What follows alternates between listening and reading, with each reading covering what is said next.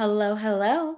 Welcome back to another episode of Boss Up and Glow Up with Lexi Sample. I'm your host, and we're always talking about how to glow up, how to fix your mental health, and just how to be the best possible version of yourself that we all know you can be. So, today we are diving into a topic that honestly might be one of the biggest themes I see in all the messages that I give you guys. And honestly, my own life sometimes. And that is the pattern of overgiving and under receiving. It is this cycle where you show up for everybody. You make everyone feel supported. You remember their big moments. You check in, you follow through, you care deeply. And yet, when you need support, you don't get that same energy back. And it just doesn't match all the energy that you're putting in. And it's confusing because you know you have a good heart. You know what you give because you genuinely care. But you also know something kind of feels out of balance. You know you walk away from so many interactions feeling drained instead of filled. You know you are tired of being the strong one, the helper. You know you are tired of being the one who always adjusts everything and accommodates for everybody. You know you want deeper connection, not just contact. You want reciprocity, not just responsibility. And here's the thing. Most people think this is just a personality trait, and it's not. Like, I'm just naturally giving. I am just used to doing everything myself. This is not just a personality trait. It's a nervous system pattern. It's an attachment pattern. It's a history pattern. It's the way your younger self learned to survive, and it follows you into your adulthood quietly and very consistently. Until one day, you wake up and you realize you are just so exhausted mentally. And sometimes your mental exhaustion can feel so physical. This episode is not about blaming yourself. It's not about calling you out for being too nice. It is about understanding why this happens in the first place. Because once you understand the psychology behind it, everything just clicks. And you stop seeing yourself as someone who is too much or too sensitive or too emotional. And you start seeing what is actually happening underneath. And I want to say this up front: overgiving is not bad. Caring deeply is not bad. Being thoughtful, loving, nurturing, empathetic, that is not a flaw. Overgiving almost never starts in adulthood. It begins long before you even had the language to describe what love feels like or what emotional needs even are.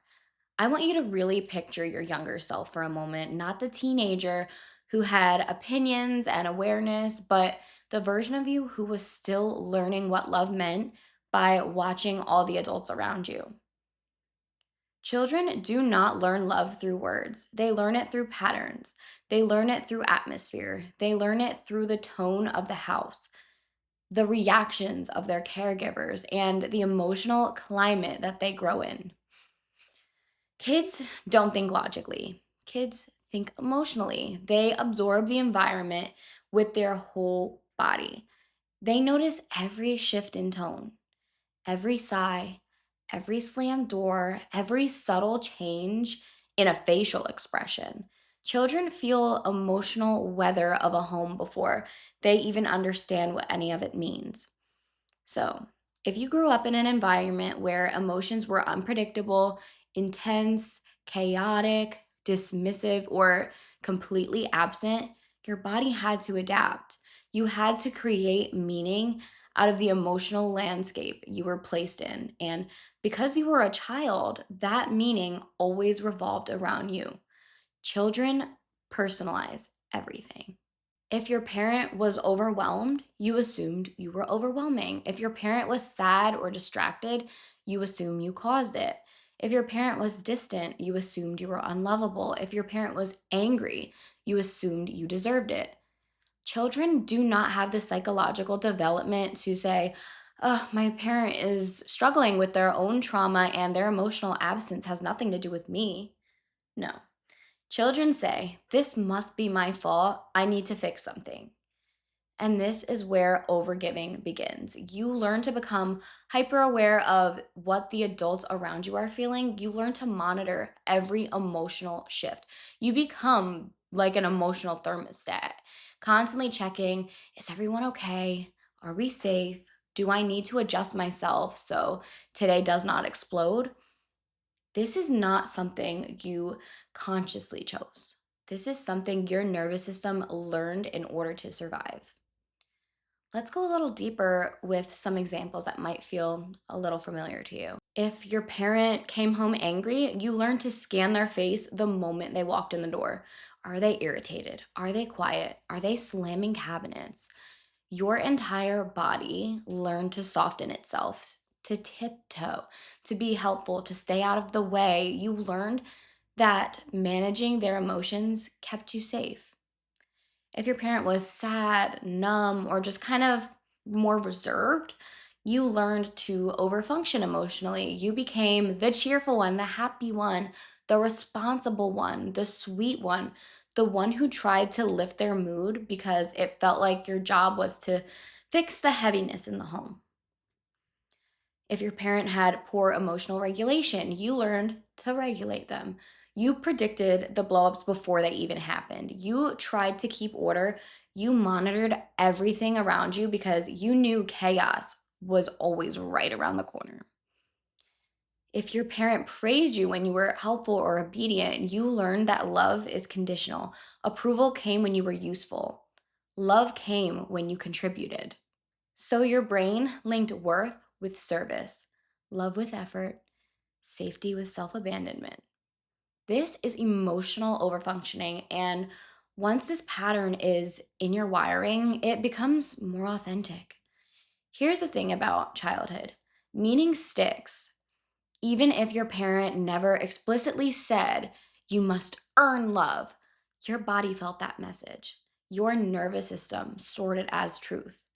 And kids make very deep meaning out of the behavior of adults. So if your parent could not meet your emotional needs, your childhood brain did not say they are incapable. Your child brain said, I must be the problem. I need to try harder. I need to be easier. I need to take care of them. And this is where overgiving fuses with your identity. It fuses with your sense of worth. You start believing that being helpful is a way to be loved, that being low maintenance is the way to stay safe, that being emotionally self sufficient is the way to be accepted. And the saddest part is this wiring doesn't disappear as you grow up, it just evolves. Now, instead of adjusting for a parent, you adjust for a partner. Instead of fixing a parent's emotions, you fix your friend's emotions. Instead of earning a parent's approval, you earn approval from bosses, from coworkers, anyone who gives you the tiniest bit of validation. Your body remembers the pattern, even when your mind forgets it. Your brain keeps saying, if I take care of everything, maybe they will stay. If I give enough, maybe I will be chosen. If I show how helpful and loyal and accommodating I am, maybe I won't lose them. This is why you overgive. Not because you're weak, not because you're gullible, because somewhere inside you, the deepest part of your nervous system still believes that love is something you must earn, that connection is something you must maintain by performing actions. That safety comes from managing everyone else before yourself. The root of overgiving is not generosity, it is not kindness, it is survival. Your inner child learned that the only way to stay emotionally safe was to become responsible for everyone else's feelings. Let's talk about the part of the overgiving cycle that is so uncomfortable to look at, but it is very necessary to understand because this is the part where the truth hits you a little bit. And the truth is that even though you want connection, even though you crave support, even though you wish someone would finally show up for you with the same energy that you're giving, you instinctively push receiving effort away the second it tries to come toward you. And I want you to sit with that for a second because that is not an accident. That is not random. That's not a coincidence. That is a learned pattern. You think you want support, but your body doesn't know how to handle it or tolerate it. Let me show you what this looks like in real life because the examples are so small, but they make so much sense. Someone compliments you on how well you're doing, and instead of saying, thank you, instead of letting yourself receive it, you just shrug and turn it into a joke like, oh no, I'm a mess, or stop, I look crazy. It was nothing, no big deal. That's deflection, not humility. Someone offers to help you with something, maybe a chore, a project, a task you keep putting off, and you immediately say no, even though deep down you're drowning, you're swamped, and you're just like, it's okay, I got it. No, you don't have to. I can handle it. That's avoidance, not independence. Someone checks on you emotionally. How are you doing? And you just minimize everything. Oh, I'm fine. It's not a big deal. I shouldn't complain. That's fear, not strength. Someone expresses appreciation for what you have done for them, and you change the subject as fast as possible because receiving the praise makes you feel exposed or uncomfortable. Someone genuinely asks how they can support you and you freeze. You do not know how to answer because you have never practiced having needs. You never practiced letting someone show up for you. These patterns are not coincidences. They are not quirks. They are not personality traits. They are protective mechanisms your nervous system learned and built a very long time ago. And receiving is terrifying for people who learned early in life that depending on others leads to disappointment. Receiving requires trust. Receiving requires vulnerability. Receiving requires letting yourself be seen. And that level of intimacy feels dangerous when people who were supposed to take care of you dropped the ball. Not necessarily because they were awful people, but because they were just unavailable, overwhelmed, inconsistent, emotionally immature, or just wrapped in their own pain to show up for you. Your nervous system learned from that. Your body learned it's safer to give than receive. Because when you give, you stay in control. When you give, you do not have to rely on anyone. When you give, you reduce the risk of being let down. When you give, you earn connection instead of trusting it. When you give, you avoid emotional exposure. Giving feels safe. Receiving feels dangerous. Not because it is dangerous, but because in your childhood, receiving was just unreliable for you. And the people who were supposed to meet your emotional needs didn't do that or couldn't do that. So your brain interpreted that my needs cause distance, my needs cause withdrawal, my needs create tension. It's just safer to not need.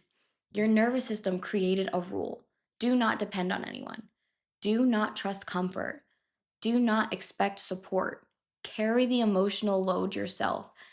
Earn everything, trust nothing.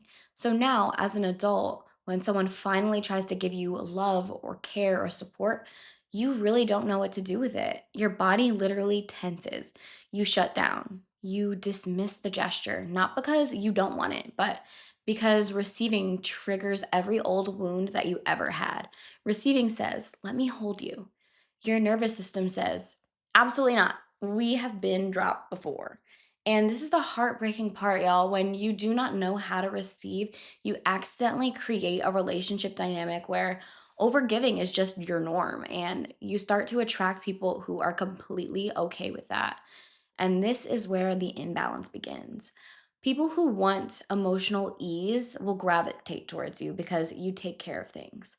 People who want to be cared for will gravitate towards you because your love is nurturing. People who want softness without responsibility will gravitate towards you because you make it easy. People who avoid emotional labor will gravitate towards you because you naturally pick it up. This is not because you are unworthy. This is not because you attract the wrong people. This is not because you are not deserving of support. This is because overgiving creates a space for others to undergive. And when you do all the emotional work, they don't have to. When you never express needs, they never learn how to meet them. When you automatically take responsibility for everything, others just feel entitled to it. And this is the dynamic, not because you are unlovable, not because you're not worthy, but because your energy makes this possible. And this is why breaking this cycle starts with learning how to receive, because until receiving feels safe for you, you will always fall into the role of the giver, and you're going to attract people who thrive in that imbalance, not because they're bad, but because your nervous system has not yet learned how to allow that. Underneath every overgiver are two fears that seem opposite, but actually work together in the same direction: the fear of being too much, the fear of not doing enough. These two fears create an emotional tug of war inside of you, okay? They make you shrink and overextend at the same time. They make you want closeness, but to avoid vulnerability. They make you desperate for connection, but terrified of relying on anyone. And it is an impossible contradiction that your brain has been trying to resolve for years. Okay, well, let's break it down a little bit to make it make more sense. So, we have a fear of being too much, and this fear usually forms when your emotional needs were met with irritation, dismissal, inconsistency, or some withdrawal. If expressing how you felt caused someone to pull away, shut down, get angry, or accuse you of being dramatic, your brain learned a painful lesson. Your needs are risky, your emotions are overwhelming, your presence must be softened to be accepted, your pain is inconvenient, so you shrink. You decode everyone else before you speak. You assess the room before you even show any emotion. You water yourself down so you don't cause tension.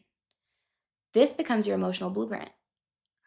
You train yourself to be easy, easy to love, easy to handle, easy to be around, easy to support emotionally because you barely ask for anything. You become the person who says, I'm fine, with tears in your eyes because you genuinely believe that the real you will burden people. But on the other side, something even more complicated is happening: the fear of not being enough.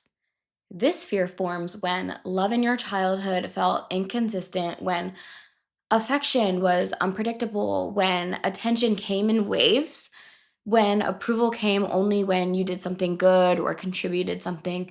Your brain learned that the real you was not enough to keep people close, that love needed to be earned, that connection was conditional, that safety depended on how well you met the expectations of others. So you start overgiving to fill that perceived gap between who you are and what you believe you need to be in order to be loved. You clean the emotional messes. You fix problems before they even happen. You anticipate every need. You pour out energy even when you don't have any. You sacrifice your own needs so the other person doesn't have to adjust at all. Not because you want to, but because you are scared that if you stop, they're going to see you as inadequate. The contradiction becomes this: you are terrified that your needs make you unlovable, but you are also terrified that your lack of giving makes you disposable. So, you solve the problem by eliminating your needs, just throwing them away, and maximizing your effort. This is why overgivers often feel like they have to work twice as hard for half of the connection. The fear of driven identity. This is the part that may hurt a little bit. And overgiving is not about generosity. It's not about kindness. It's not about having a big heart. It's about survival. And overgiving becomes your identity because the alternative feels unsafe. What if I stop giving and they leave? What if I say no and they get upset? What if I finally share my needs and they decide I'm too much? What if I stop doing everything and they choose someone else? These fears shape your behavior. They dictate your choices. They shape your relationships. This is just your nervous system trying to prevent loss. Overgiving is your attempt to control the outcome of relationships. If I do everything right, they can't leave. If I anticipate their needs, they're not going to get upset. If I'm the perfect partner or the perfect friend, the relationship will not fall apart. If I carry the emotional weight, no one will blame me for anything. Your giving becomes a shield, a buffer, a way of managing the emotional climate so you don't get hurt. You become the caretaker because caretaking makes you feel safe. You become the overfunctioner because overfunctioning keeps things stable. You become the dependable one because dependability keeps you needed. But real giving doesn't come from fear.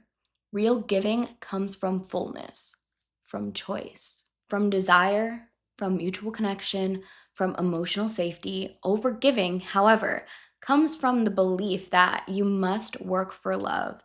It's not generosity, it's not compassion, it's not kindness. It is a trauma response. It is your younger self saying, if I can just keep everyone happy, I will finally be safe. And here's the truth that most overgivers do not realize until years and years and years into adulthood. You were never meant to earn love, you were meant to receive it. Overgiving is what you learn to do when love was unpredictable. Receiving is what you learn to do when you heal. Now, we need to talk about the consequences of overgiving because these are things you feel in your body long before you even have the words. These are silent symptoms that show up kind of quietly at first, then loudly all at once. Overgiving does not blow your life up immediately. It erodes slowly. And the first cost is resentment. Even when you love the people in your life, overgiving creates underlying bitterness. It is not because you are ungrateful. It is not because you're dramatic. It is because you are doing the emotional labor of two people, sometimes three, sometimes an entire group. Resentment is the emotion that grows when you give constantly without receiving. It sounds like, "Ugh, I wish someone would check on me for once. I wish I didn't always have to be the one to fix everything. I am tired of showing up for people who never show up for me. I am just exhausted from carrying the entire relationship." But you feel guilty for even thinking those thoughts. So instead of addressing the resentment, you suppress it. And when the resentment has nowhere to go, it hardens into emotional exhaustion. Overgiving leads to burnout in forms people do not always recognize. There is emotional burnout, feeling drained from holding the weight of other people's feelings. And there's relational burnout, which is feeling exhausted at the idea of socializing because you know you will end up doing all the emotional labor. There is identity burnout, feeling tired of being the strong one, the reliable one, the caretaker, the one who never needs help. You start avoiding people, not because you dislike them, but because interacting with them just feels like a full time job. And people think burnout is about doing too much, but burnout is actually just about giving more than you receive over and over and over until there's just nothing left. And the worst part of this is most overgivers feel guilty for just needing a break. You convince yourself that resetting is selfish, that pulling back makes you the bad guy, that saying no makes you unkind. And this is how the pattern runs. Another cost of overgiving, y'all, is the role you silently adapt in the relationship, which could be the strong one, the stable one, the listener, the therapist friend, the fixer, the go to person for advice, the one who stays completely unshaken, even though you are crumbling inside. And here's the painful irony: once you train people to see you as the emotionally responsible one, they stop seeing you as a human, not intentionally, not because they're malicious, but because you unconsciously set that dynamic. So when you finally express your own feelings, people get uncomfortable. They do not know how to hold space for you because you never asked them to. You taught them that you never need anything. You can handle everything. You'll never fall apart. So the moment you break, the people around you freeze. They don't know how to show up because caregiving was never their role. You fall and nobody catches you because you have been the one catching everyone for years and years. There is extreme loneliness that comes from always being the strong one. And this is the kind of loneliness that doesn't come from lack of people, it comes from lack of nourishment. You can be surrounded by friends, you can be in a relationship, you can be loved and still just feel so alone. Because loneliness isn't the absence of people. Loneliness is the absence of being seen. And when you overgive, nobody sees you. They see what you do, they see your support, they see your strength, but they don't see your exhaustion or your pain or your unmet needs or the parts of you that are just completely falling apart. That is loneliness that all or most overgivers carry. A loneliness that looks invisible on the outside but feels so fucking heavy on the inside. Overgiving chips away at your sense of self in the quietest ways because every time you silence your needs, you tell yourself, you don't matter. Every time you're putting someone else's needs first, you reinforce that belief that you belong second. Every time you settle for crumbs, you teach yourself is crumbs are all you deserve. Every time you keep giving without receiving, your self esteem slowly sinks. And after years of this pattern, you start to believe, I'm not worth the effort. I shouldn't need anything. I am easier to love when I'm strong, quiet, and self sufficient. People will leave if I can't carry everything. This is how overgiving becomes self abandonment and not in one big, huge moment, but in a bunch of little ones. And that's the part that nobody talks about. Overgiving feels loving on the outside, but internally, overgiving is the slowest form of losing yourself. It is the exhaustion that you normalize. It is the resentment that you swallow. It is the burnout that you mask. It is the loneliness you hide. It is the self worth you leak out piece by piece. This is the part where everything changes because understanding why you overgive is powerful, but knowing how to change it is what actually transforms your life, your relationships, and your identity. Healing overgiving is not about becoming less loving. It is about becoming more balanced. It is about giving from overflow instead of depletion. It is about recalming your sense of worth, your boundaries, your emotional safety, and your ability to receive. And the way we break this pattern is not through perfection or massive changes overnight. It is through small, consistent, nervous system safe steps your brain learned this pattern slowly and it must unlearn it in the same way. So let's break this into 5 concrete tools. Notice your overgiving triggers. The awareness step. The doorway is healing. Your triggers are the moments where your childhood conditioning still whispers, but be useful, be needed, be small, earn your place. These triggers are automatic. You might not even realize they're happening, but once you learn to recognize them, everything starts to shift. Some examples of overgiving triggers. When someone becomes distant, you lean in harder to close that gap. When someone seems upset, you immediately try to fix their feelings.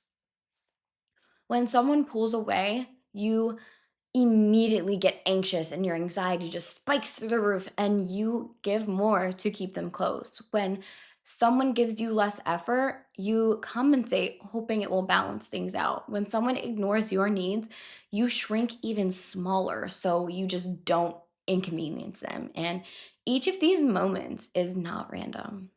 They are echoes of your childhood. When someone else's mood feels dangerous, where withholding affection felt like punishment, where emotional connection was unpredictable.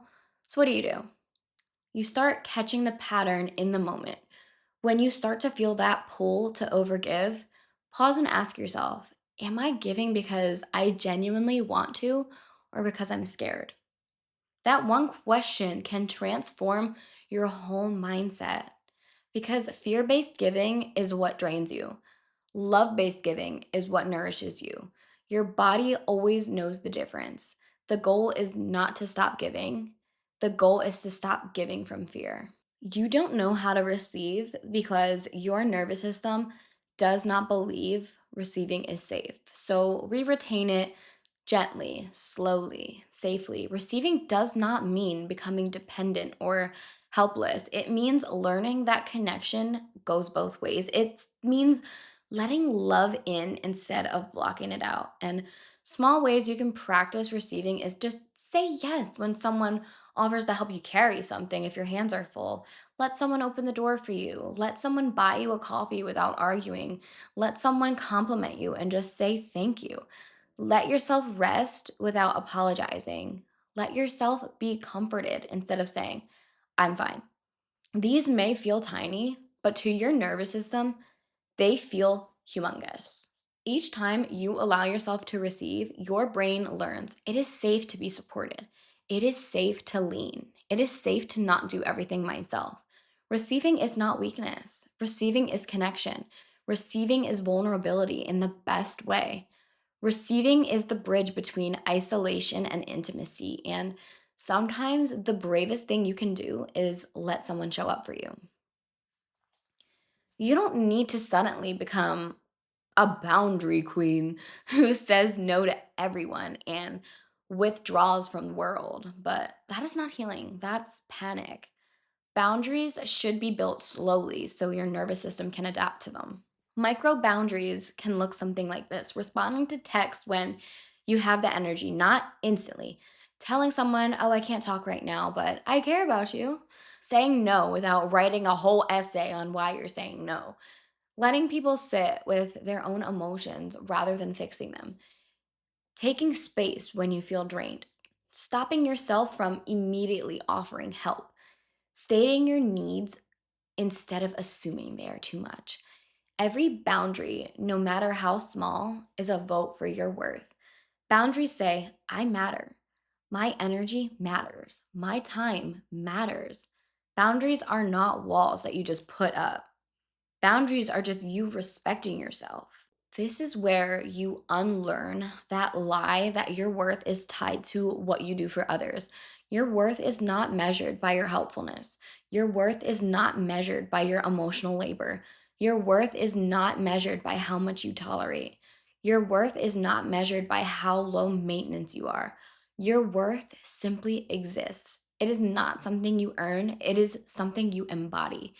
But because overgiving is tied to childhood survival, you must retain your internal identity. Start praising yourself for resting, not just performing. Start appreciating your presence, not just your productivity. Start noticing the relationships where you feel seen, valued, and supported. Start giving less importance to people who only value your usefulness. Start choosing environments that feel nourishing rather than draining. When you believe you deserve reciprocity and respect, you stop tolerating emotional scraps. When you believe you deserve balance, you naturally start forming balanced relationships. When you believe you deserve care, you begin receiving it. Once you begin healing the overgiving pattern, something inevitable happens. Your relationships shift. Some relationships deepen because the other person was always capable of meeting you halfway. They just never had the chance. Some relationships become uncomfortable because the dynamic relied on your overfunctioning. Some relationships naturally fall away because they cannot survive the version of you who has boundaries. Some people will step up, some people will step back, and that is not failure. That's everything aligning. People who only valued you for your giving will not survive your healing. People who love the real you, not the performing version of you, will thrive in the space you're creating. Your job is not to stop giving. Your job is to give to people who give back.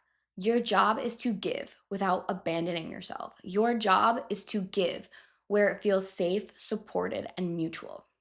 Breaking the pattern of overgiving is not about becoming hard or guarded. It is about becoming whole. It's not about giving less love. It is about giving love in a way that doesn't drain you and allows you to get love back. It is not about you stopping your softness. It's about you protecting your softness. You are worthy of the same effort that you give. Overgiving is not your nature. It is your conditioning. It is your younger self saying, I have to earn love because I'm scared it's going to disappear. But you are not that person anymore. You don't need to perform for connection. You don't need to shrink to be loved.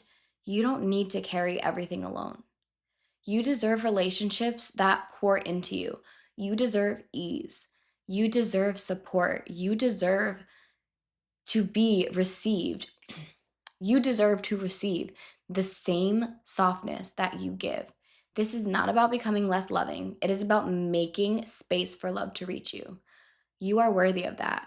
You always have been. I want to thank you so much for tuning in to today's episode of Boss Up and Glow Up. I hope this helped you a little bit because I feel like a lot of us do overgive and we just give, give, give. We're not receiving what we deserve to receive. So, if you know anybody that has this same issue, I would love for you to send it to them just to help them learn about why they are doing this and how they can break that cycle because you deserve so much more than you're getting because you're just giving and giving and giving and just not receiving enough. But thank you so much for listening. I hope this helped you. I love you so much, guys. Bye.